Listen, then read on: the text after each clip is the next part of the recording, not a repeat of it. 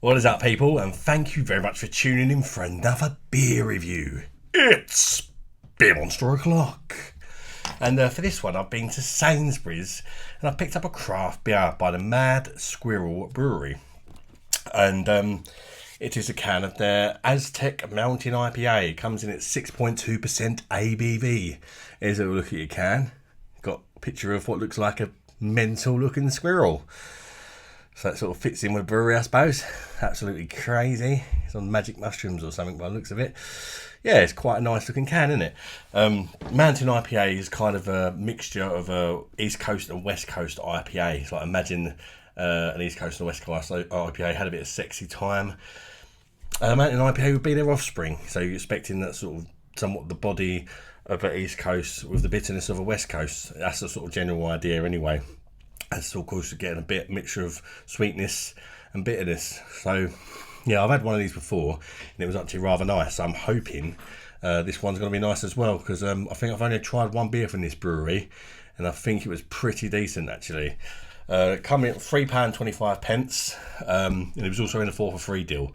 So if you're picking up 4 for £3.25, say, what's that, about £2.50 a can?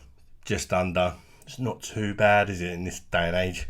Because, you know, I've heard a lot of good things about this brewery. But again, I've only tried one.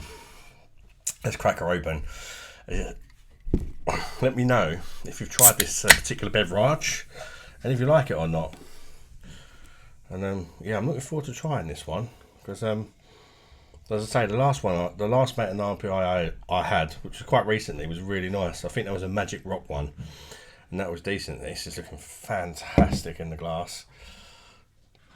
We've got a nice white head on there. You can see like micro sediment in this, so that's always a good sign. You can tell it's sort of like unfiltered,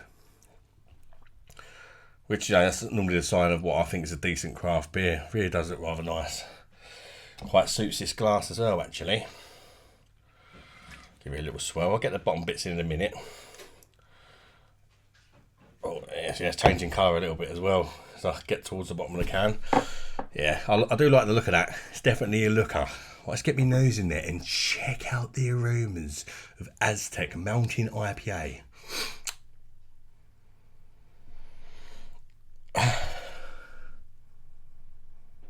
It smells like orange juice or something, like something you'd have for breakfast. Super juicy. That's a real juice bomb, this one. Definitely aroma wise it's more towards the East Coast or New England IPA, whatever you want to call it. It's definitely smelling more of a juice bomb. Pineapple, orange, lychee, stone fruits.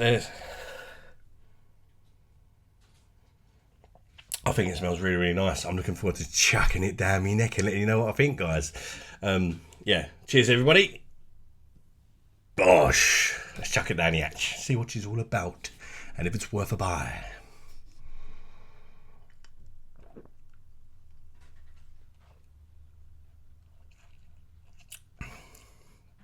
Oh, that's a cracker. That's really, really nice. It's actually probably better than the last Mountain IPA I had as well. It's got a nice soft body to it, like pillowy, soft, nice, gentle mouthfeel to it. Sort of light to medium bodied, but it's just so gentle. And you can definitely get that sort of blend of the two styles vibe going on.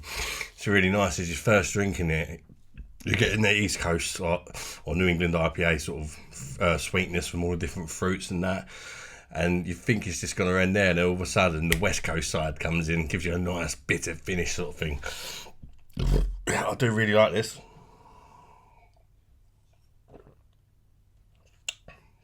Quite a gentle feel to the carbonation. It's super fruity at the start. Really nice, eh? Does remind me of like a breakfast juice, the sort of thing you'd want for breakfast. Not suggesting you drink a 6.2% ABV Mountain IPA for breakfast, but yeah, it's that kind of thing, you know what I mean? But then, as I say, that bitterness with the West Coast side,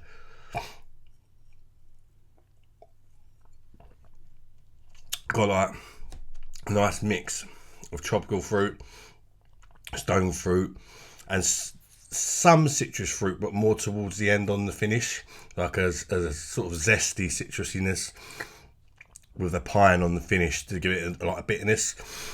It's 45 IBUs, this beer, I've got to say, and considering it's 45 IBUs, the bitterness isn't too bad, so I wouldn't be too scared of this if you don't like bitter beers. I've had beers at 45 IBUs and they've really tasted rather bitter, but this one doesn't. Perhaps it's that sort of sweetness is cutting through that bitterness a bit.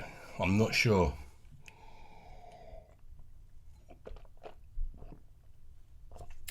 Some slight kind of like floral hints to it as well, and just as you make that sort of transition from the sort of west coast to east coast, is it sort of starts turning bitter. Just before that, I'm getting like a little slight sour note, and I don't really like sour beers, but I'm liking it in this.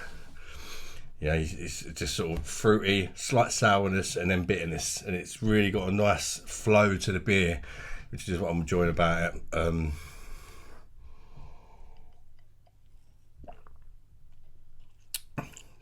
Love the citrusy, piney bitterness. As I say, though, it's nothing too crazy. It's also got a nice dryness that accompanies that bitterness on the finish. It just lingers away in your mouth and just makes you want to go back in there and have another sip, get in there with that fruitiness and bitterness again.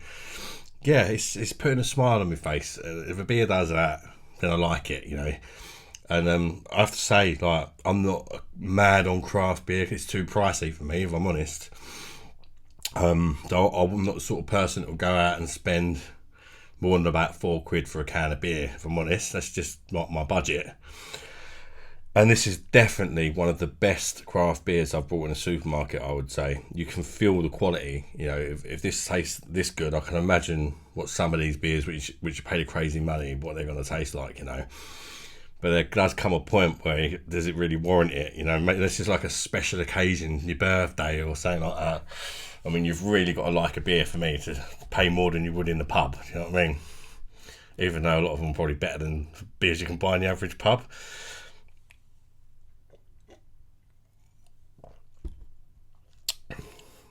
Yeah, I just think it's so well done, because it could easily turn into a disaster, couldn't it, when you're making like a hybrid beer. And I think they've done a good job here. I'm really enjoying it. I mean, if it hadn't been a mountain IPA, I suppose you could argue that it feels a bit confused in a way, but it's done it deliberately, isn't it? So I can't really see that as a negative point.